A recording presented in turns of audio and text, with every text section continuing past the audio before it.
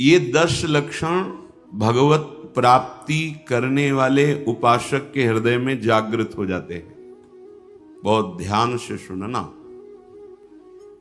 ये 10 लक्षण जब प्रकट होने लगे तो जान लेना कि अब हमारा परम सौभाग्य उदय होने जा रहा है।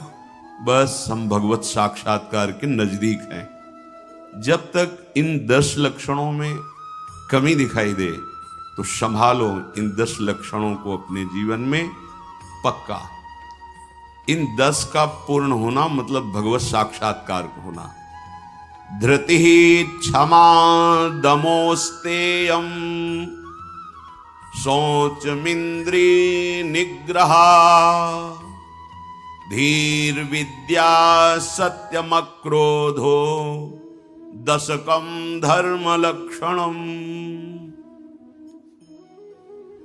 पहला है धृति। धृति माने किसी भी प्रकार का कोई भी अपमान, तिरस्कार, निंदा, परिस्थिति, विपरीतता आपके मार्ग में आवे पर आपकी स्वीकृति पे अंतर नहीं होना चाहिए। इसे धृति कहते हैं। धृति ये बहुत आवश्यक है भगवत मार्ग के पथिक को। जो स्वीकृति की हुई है उस पे कोई विक्षेप नहीं पड़ना चाहिए। जो होना सो हो जाए, स्वीकृति नहीं बदलनी चाहिए। बस तुम्हारा ये यथा माम प्रपद्यन्ते तास तथैव भजाम्यहम्। कोई भी परिस्थिति, कोई भी विपरीतता, कोई भी अपमान हमारी स्वीकृति में अंतर नहीं डाल सकता। मृत्यु स्वीकार करना अच्छा है पर स्वीकृति पे अंतर नहीं आना चाहिए। वही स्वीकृति भगवत प्राप्ति करा देगी। गोस्वामी जी बाद में सब बातें कह रहे, पहले कह रहे बिगड़ी जन्म अनेक की अब ही सुधरे आज। हमारी धृति इतनी कमजोर है कि प्रतिकूलता के आभास मात्र में हम छोड़ देते हैं। प्रतिकूलता तो है ही नहीं, प्रतिकूलता के आभास, शायद प्रतिकूलता आ जाए, इससे हम भाग पड़ते हैं। ये कायरों का मार्ग नहीं है भगवत प्राप्ति। अज्ञान को छोड़िए।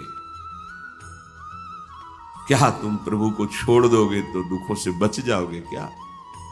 जो कछ लिखा लिलाट दुख सुख देह संग भुगते गो जहां जाएगो या सिद्धांत अभंग।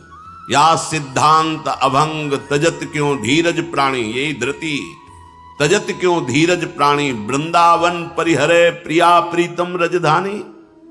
स्वामिनी जी के महल को, स्वामिनी जी के चरण आश्रय को छोड़कर तुच्छ विषयों की तरफ कदम बढ़ा देना, स्वीकृति आपकी बहुत कमजोर है। बिगड़ जाएगा, ये जन्म बिगड़ जाएगा। पता नहीं किस युग में ये स्वीकृति का अवसर मिलेगा कि नहीं मिलेगा। कितना भी संकट आवे धैर्य नहीं छोड़ना। सब कुछ सहना है, राधा राधा कहना है। नियम बना लो, जीत जाओगे। काल पर भी विजय प्राप्त कर लोगे। विश्वास करो, ये मंत्र मान लो, सब कुछ सहना है। राधा राधा राधा राधा। आपको सराहेंगे, आपको चाहेंगे। आप जो मर्जी आवे सो करो। सराहेंगे आपको, कोसेंगे नहीं।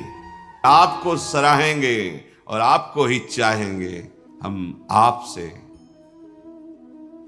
तन मन प्राण सर्वस्व समर्पित करके प्रेम करते हैं। ये प्रेम मार्ग की बात। भगवत प्राप्ति करना है तो पहली बात है ये धृति। ये धैर्य रखो। ये नहीं देखा जाता, धैर्य नहीं दिखाई देता। धैर्य नहीं, जरा सा विचलता हुई भाग पड़े। कहां भागोगे? जिधर भाग के जा रहे उधर तो विचलता का समुद्र है। यहां तो विचलता तुम्हें अविचल स्थिति प्रदान करने के लिए है।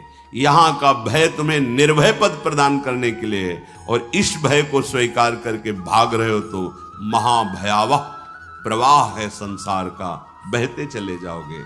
अभय होए जो तुम्हें डेराई। धृति। जो धृतिवान है, लौकिक पारलौकिक सारी संपत्तियां उसके चरणों में झुकने लगती हैं। देख लो, शब्द पर ध्यान दो।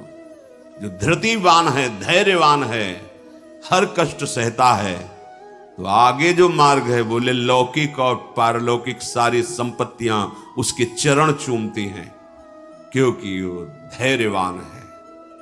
अगर धृति नहीं है तो परमार्थ का भेष भले हो, परमार्थ की स्थिति नहीं होगी।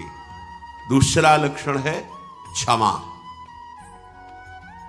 अपने साथ बुराई करने वाले को दंड देने या दिलाने की पूरी शक्ति होने पर भी, दंड देने या दिलाने की आज्ञा करते ही विध्वंस मच जाएगा, ऐसा होने पर भी ना तो शरीर से दंड दे, ना वचन से दंड दे, ना किसी से प्रेरित करके दंड। हम तो नहीं करेंगे, पर तुम देखो, तुम हमारे शिष्य हो, हम तो सह गए, तुम्हें नहीं सहना चाहिए, जाओ। तो बात एक ही हो गई, बात एक ही हो गई। आप उसको दंड देना चाहते हैं तो आपके अंदर क्षमा बल नहीं है।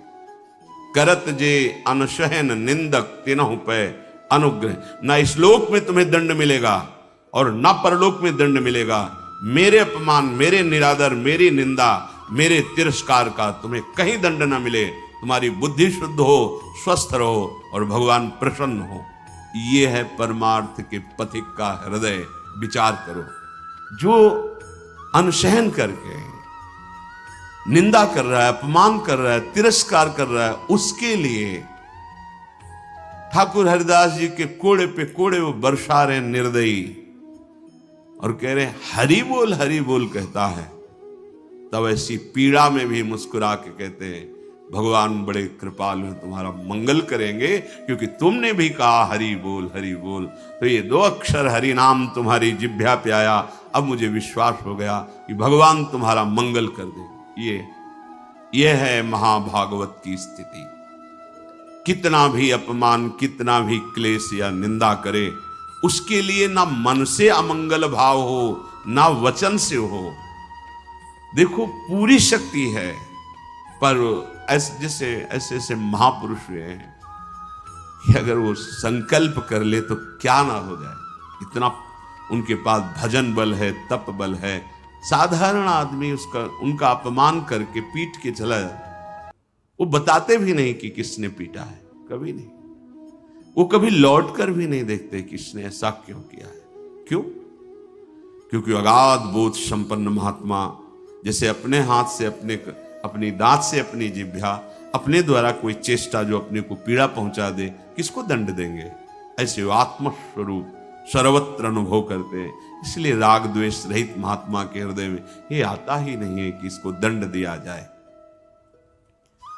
अपने साथ बुराई करने वाले को दंड देने दिलाने की पूरी शक्ति रहने पर भी उसको दंड देने या दिलाने की भावना मन में भी ना आए और उसके हर अपराध को सहकर यथोचित चेष्टा करे कि उसको सुख पहुंचे, उसे भगवत साक्षात्कार, उसे क्षमा कहते हैं।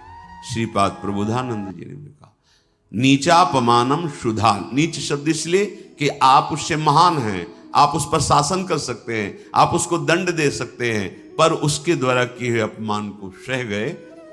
कैसे? अमृत मान करके। अमृत, नीचा अपमान। जब कोई गाली दे, निंदा करे, अपमान करे, तब ये बात आवे भगवान इसका मंगल करे। ये भक्त हृदय होता है। अनुकूलता में तो सबको आशीर्वाद देने के लिए तैयार हो जाएगा।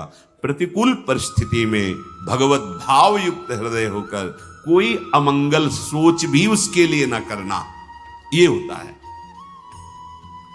क्षमा। पहला धृति, दूसरा क्षमा, तीसरा है दम। दम कहते हैं इंद्रियों को विषयों से हटाकर प्रभु में लगाना। ये भगवत प्राप्ति के लक्षण वाले महापुरुष का जो भाव है, दम, दमन करना। हमारी इंद्रियां बहिर्मुख होकर भोग भोगना चाहती हैं, इनका स्वभाव बन गया है। दुर्वासना मम सदा परिकर्षयन्ति। विषय इतने प्रबल हो रहे हैं कि इंद्रियों को अधीन कर लिए हैं। इंद्रियां इतनी प्रबल हो रही कि मंथन करने वाली, प्रमथन स्वभाव वाली मन को अधीन कर लिया है। मन इतना प्रमथन स्वभाव वाला बुद्धि को अधीन कर लिया। अब बुद्धि विषय में सुख मान करके सब छूट दिए हैं, तो इंद्रियां मन विषयों में विचरण कर रहे हैं। जो भगवत प्राप्ति करने की लालसा वाला उपासक है वो दम रूपी सद्गुण से युक्त होता है। दम अर्थात दमन करना, इंद्रियों का दमन करना थोड़ा कठिन है।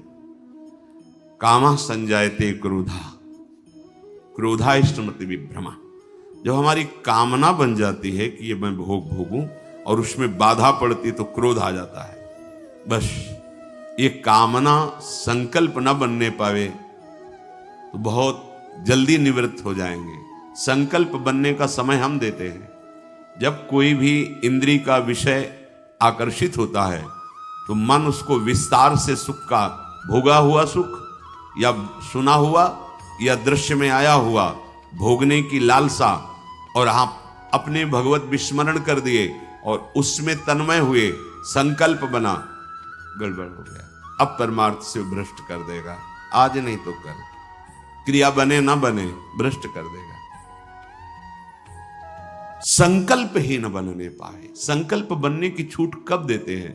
जिस समय हम ये भूल जाते हैं कि हमारा लक्ष्य भगवत प्राप्ति है।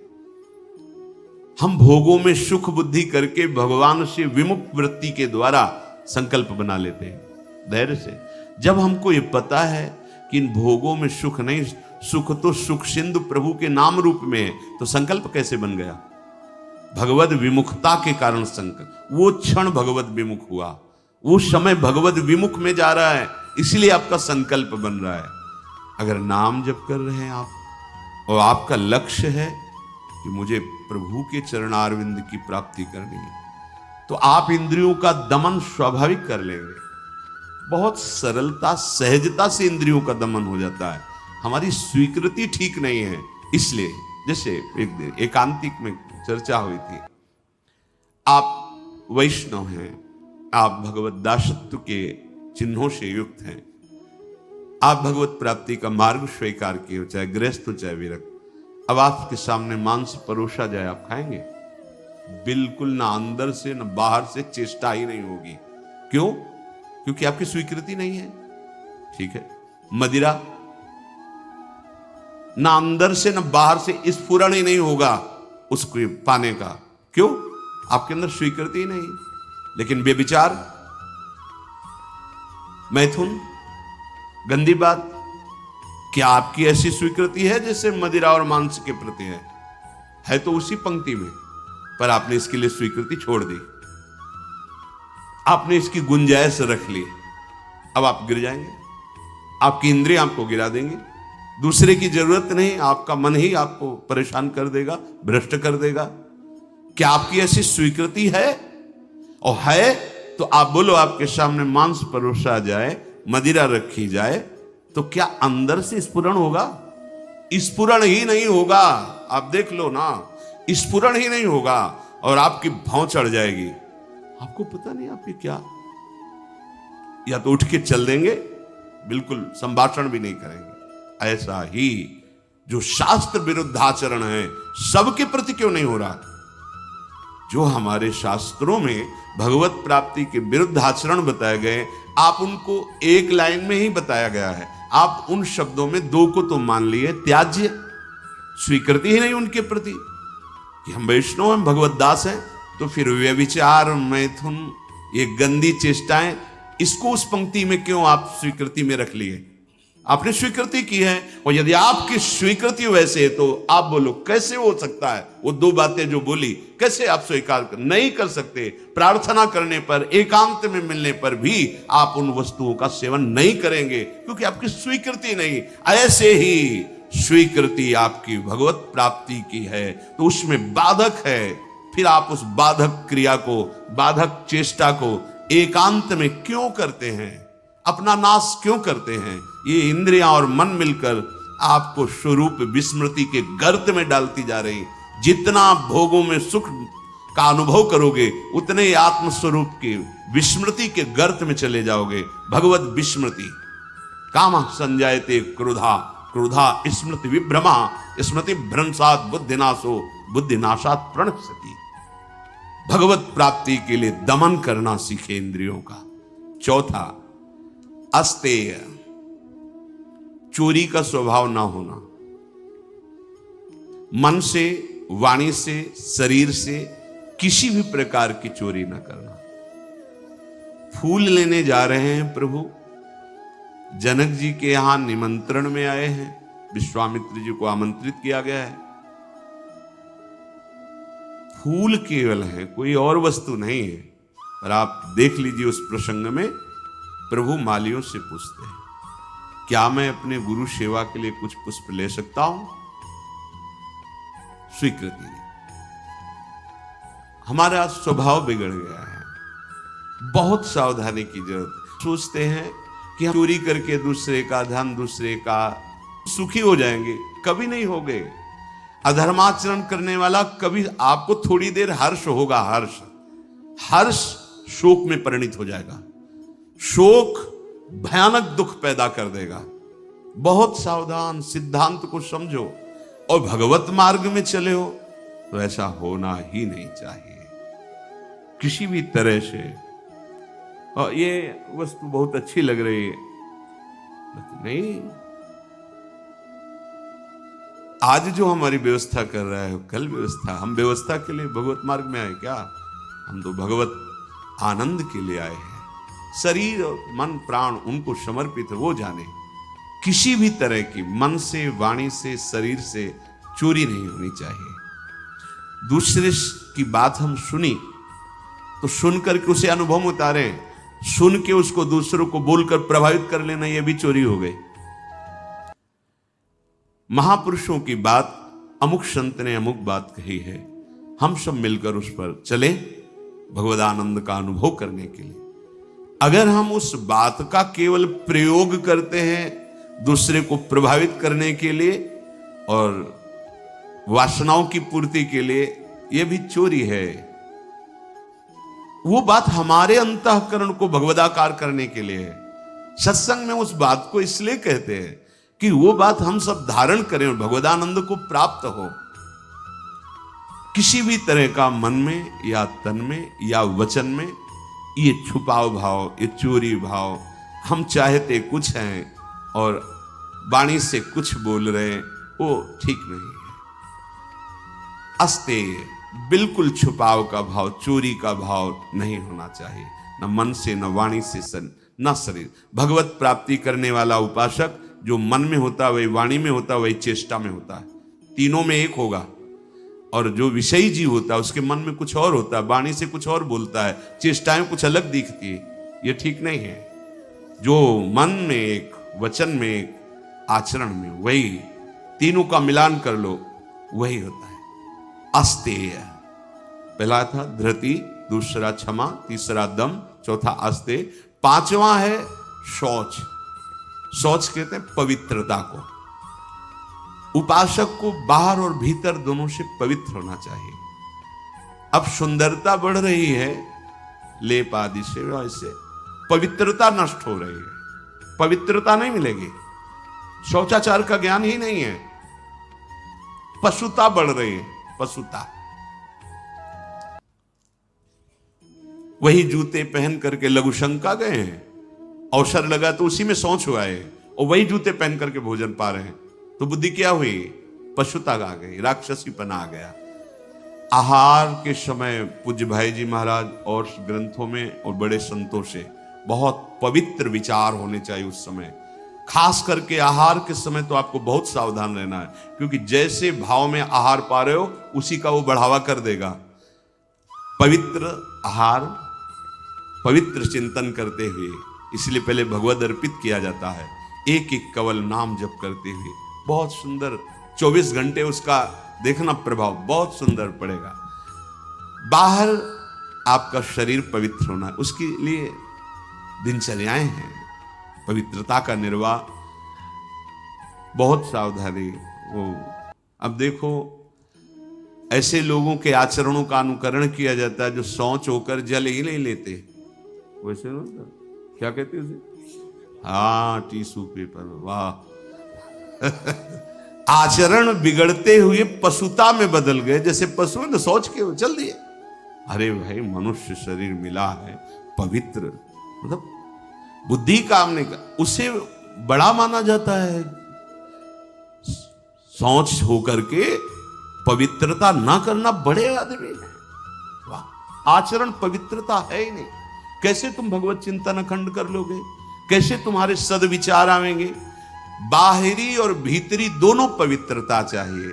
बाहरी पवित्रता ये जल से, मिट्टी आदि, रजा। देखो, चाहे जितना आप साबुन लगाओ हाथ में, बाद में थोड़ी रज का प्रयोग जरूर करो। रज से पवित्र माना, जिससे वो इतनी बड़ी बोतल में क्या आता है, डिटॉल वाला, वो नहीं होता, उससे हाथ जो हैंड वॉश जो भी ऐसे ऐसे धो लिए, माना ठीक अच्छा है, पर रज का प्रयोग जरूर करें। थोड़ी रज लेकर हाथ, बिना रज से आप पवित्र नहीं माने जाएंगे। आप जैसे साबुन वगैरह तो करो, हम कहते करो, पर इससे आप रज का प्रयोग जरूर, एक बार ही सही, पर ऐसे और रज आएगी तो नाली जाम हो जाएगी, और ऐसा नहीं, हम करें थोड़ी तो प्रयोग करो रज का। नहीं, वो नाली तो खुल भी सकती है, इधर बुद्धि की नाली जाम हो गई तो और गड़बड़ हो जाएगा, नहीं हो जाएगा, जन्म जन्मांतर बिगाड़ती चली जाएगी। अब कैसे समझाएं, मतलब बड़ा समय विचित्र आ रहा है। लघु शंका में बैठना है तो जो सोच की सीट उसी पे बैठना है, किए लघु शंका और निकले उछल दिए, अरे पूरे अपवित्र हो गए। उस पे बैठने के लिए उतना ही वस्त्र धारण करो जितना तुम्हें धोना हो, तभी आप भगवत मार्ग में चलने, तभी आप चल सकते हैं। बुद्धि काम नहीं करेगी। अब जरा सा भी कुछ भी मुख में जाता है तो हमें कई बार समझाना होता है, श्री जी का प्रसाद है, प्रसाद, तब मन मंत्र की तरफ बढ़ता नहीं, एकदम घबरा के मुख में कुछ गया जूठा हुआ तो उसे समझाना पड़ता है, चरणामृत है, श्री जी का प्रसाद है। अभ्यास, हम बातचीत कर रहे हो, बाथरूम के पादुका में पैर जा रहा हो, बंद मंत्र, नाम चलना प्रारंभ, हमें बाद में ज्ञान होगा, वो पहले हो गया। अभ्यास, अगर आपको कई बार सोच लेते हैं, आप बाथरूम तो बंद ही होते हैं, उचित वस्त्र धारण कर लो, या जैसा हाथ धो लिए, यहां से हाथ धो लिए, कुल्ला कर लिए, और ये जो छिद्र है इनमें जल लगा लिया, कमर से स्नान, चाहे जितनी बार, इतना तो करना है। 2 बार तो सर्वांग आप कर लीजिए, बीमार हैं ऐसा है तो ऐसे कर लीजिए। अगर आप ऐसे पवित्र नहीं रहेंगे तो मंत्र नहीं चलेगा, भजन नहीं होगा। आप खुद देख लीजिए, बाहरी पवित्रता और आंतरिक पवित्रता, छल कपट ये सब अंदर न रखते हुए नाम जब चल रहा है, अंदर पवित्र हो जाएंगे। तो जल, मिट्टी और यथा योग्य जो गुरुजन आदेश करते हैं वैसी दिनचर्या से ये बाह्य शरीर की शुद्धि होती है। राग, द्वेष, दंभ, कपट, वैर, अभिमान, इन विकारों का नाश होने पर अंतःकरण स्वच्छ होता है। ये विकार सब नष्ट हो जाएंगे। सत्संग सुनते रहिए, नाम जप करते रहिए। तो ये शौच अर्थात पवित्रता, बाहरी और भीतरी दोनों आवश्यक है। फिर है छठा, शब्द, स्पर्श, रूप, रस, गंध, इनका ऐसा प्रभाव है कि खींच लेते हैं। जैसे अभी कोई ध्वनि बजने लगे, आ जाएगा, प्रभाव पड़ा शब्द का। अभी कोई चीख दे, शब्द का प्रभाव पड़ा ना, ऐसे रूप का प्रभाव पड़ता है, ऐसे रस का प्रभाव पड़ता है, गंध का प्रभाव पड़ता है, स्पर्श का प्रभाव पड़ता है। इसी प्रभाव को जीत ले जो, बस ये बात। हमारा जो नाम चल रहा है, अब कुछ भी गाए, कुछ भी बजाए, कुछ भी शोरगुल हो, उस पे अंतर नहीं पड़ना चाहिए। हम रूप आशिक हैं प्रियालाल के, आप कोई भी रूप हो, हम स्वादी हैं प्रियालाल के उच्छिष्ट के, अधरामृत, जो उनका उच्छिष्टामृत भुक्त वही हो। इसके अलावा कुछ भी अमृत भी हो तो हमारे लिए, हमारी गंध श्री जी के श्री चरणों में चढ़ी हुई तुलसी, पुष्प, श्रीअंग का इत्र, प्रसाद, माला आदि, बस। इससे क्या होगा? शब्द, स्पर्श, रूप, रस, गंध पर आप विजय प्राप्त कर लेंगे। सनकादि के लिए जैसे आता है कि शब्द, स्पर्श, रूप, रस, गंध पर विजय प्राप्त किए हुए महापुरुष के भी घ्राणेन्द्रिय में जब प्रभु श्री हरि के श्री चरणों की तुलसी की गंध गई तो प्रेम विकल हो गए, ऐसा था। ये जो हमारी इंद्रियां स्पर्श सुख में, देह सुख, स्पर्श सुख में, रूप में, रस में, गंध में, शब्द में हमें भगवत प्राप्ति करनी, इसका हमें परिवर्तन करना होगा। हमें जहां भागवतिक शब्द श्रवणेन्द्रिय में पड़े तो नाच पड़ना चाहिए, प्रापंचिक शब्द तो उदासीन हो जाना चाहिए। भगवत भाव से सबके चरणों में प्रणाम, मेरे प्रभु सब इन रूपों में समाये हुए। ठीक है, ऐसे कोई रूप, और वास्तविक जब आप इतने महान रूप की प्रेमी भाव में चल रहे हैं तो कोई रूप आकर्षण नहीं कर सकता, नहीं कर सकता, है ही नहीं। देवलोक भूलोक रसातल सुनि कवि कुल मति डरिए, सहज माधुरी अंग अंग की कई का सो पट तरिए। कौन सा रूप? कोई भी रूप ऐसा नहीं कि चित्त में क्षोभ पैदा कर दे। ये जो छठवां है इंद्रिय निग्रह, अर्थात शब्द स्पर्श रूप रस गंध, ये जो इंद्रिय के ज्ञानेन्द्रिय के 5 विषय हैं, इन किसी विषयों को भी भगवद विमुख होकर स्वीकार न करे, प्रभु से अर्पित है। जैसे विशेष विशेष गंध हैं, पर अगर प्रभु को अर्पित नहीं तो हमारी ज्ञानेन्द्रिय उसे वो आ रही पर उसका महत्व तो नहीं है। और प्रभु में अर्पित है, हमारी प्रियाजू के श्री चरणों में चढ़ा हुआ है, ये पुष्प है, ये इत्र है, ये माला उनके श्रीअंग, अहो भाग्य, अहो भाग्य, बार बार वो जीत जाएगा। फिर उसके घ्राणेन्द्रिय को लुभायमान नहीं कर सकता। श्रवणेन्द्रिय यदि प्रभु के जस को सुनने के लिए बावरों सो रस में फिरे, खोजत नेह की बात, तो विश्व का कोई भी शब्द उसे आकर्षित नहीं कर पाएगा। और रसेंद्रिय यदि प्रभु का केवल उच्छिष्ट भोगती है, वाकेंद्रिय केवल प्रभु के जस में है, आप जीत गए शब्द स्पर्श रूप रस गंध। 7वां धी है। धी अर्थात बुद्धि। आपका आहार सात्विक होगा, संग सात्विक होगा, शास्त्र सात्विक होंगे, वार्ता सात्विक होगी, तो आपकी बुद्धि भी सात्विक हो जाएगी। जो रोज सत्संग सुनता है, सत शास्त्रों का अध्ययन करता है और प्रभु का नाम जप करता है और विचारवान है,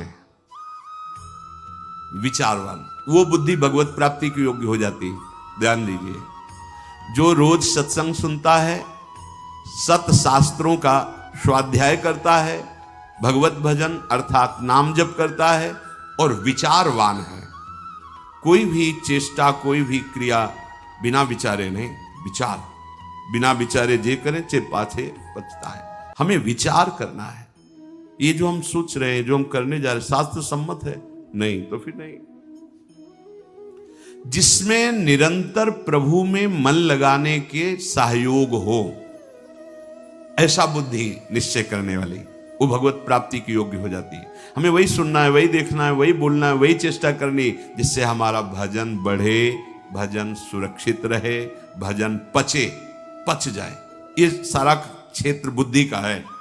बुद्धि में विवेक है, वो बढ़ाएगी भजन, बचाएगी और पचा लेगी। जैसे भजन का भी अपच होता है, मैं इतना इतना, तो आगे दिखाएगी, देखो वो महापुरुष, इतना भजन, इतने दैन्य, धिक्कार है हमारे जीवन को, अभी उतना तो है नहीं, अहम ऊपर से आ रहा है, वो दबाती रहेगी, तो भजन पचता रहेगा। कौन सी बुद्धि? जो रोज सत्संग सुनती है, शास्त्र स्वाध्याय, नाम जप और विचारवान है, ऐसी बुद्धि भगवत प्राप्ति की योग्य हो, अर्थात निश्चय। अगर बुद्धि विषयों में लगी हुई है, धन संपत्ति मान को श्रेष्ठ मानती है, तो ये निश्चय ही नहीं कर पाएगी कि परमात्मा प्राप्ति करना है। भोगेश्वर प्रसक्ता नाम तया प्रहत चेतसाम व्यवसायत्मिका बुद्धि समाधौ न विधीयते। 8वां है विद्या। जैसे प्रश्न आता है कि जब भजन मार्ग में चलना है तो पढ़ना लिखना सब व्यर्थ ही है, क्यों पढ़े लिखे? क्योंकि आजकल ऐसी विद्या पढ़ाई जाती है, ऐसी पढ़ाई जाती है। हम उस विषय पे नहीं जाते, हम ये जाते हैं कि यदि आपको अक्षर मात्रा इनका सब ज्ञान नहीं है, तो आपको हो सकता है कि सत्संग सबके सौभाग्य में तो नहीं है ना, तो आप ऐसे गीता पुरुष या बहुत जगह से महापुरुषों की वाणियां हैं, अगर आपको अक्षर मात्रा का ज्ञान नहीं तो आप कैसे पढ़ पाएंगे? अगर आपको ये लौकिक विद्या जो काखा गागा है, इसमें ब्रह्म विराजमान है। कई बार ये वार्ता हुई कि जैसे भगवान कण कण में विराजमान है, ऐसे हर अक्षर में विराजमान है। आ ब्रह्म का स्वरूप माना गया है। का, खा, गा, घा, आ निकलता है ना, ज्ञा तक निकलता है। आप जो विद्या पढ़ रहे हैं साक्षात ब्रह्म स्वरूप है। जो आप जानकारी ले रहे हैं उस सृष्टि की जो ले रहे हैं वो ब्रह्म स्वरूप है। उसे आप भजन से अलग मत मानिए, ध्यान देकर पढ़िए।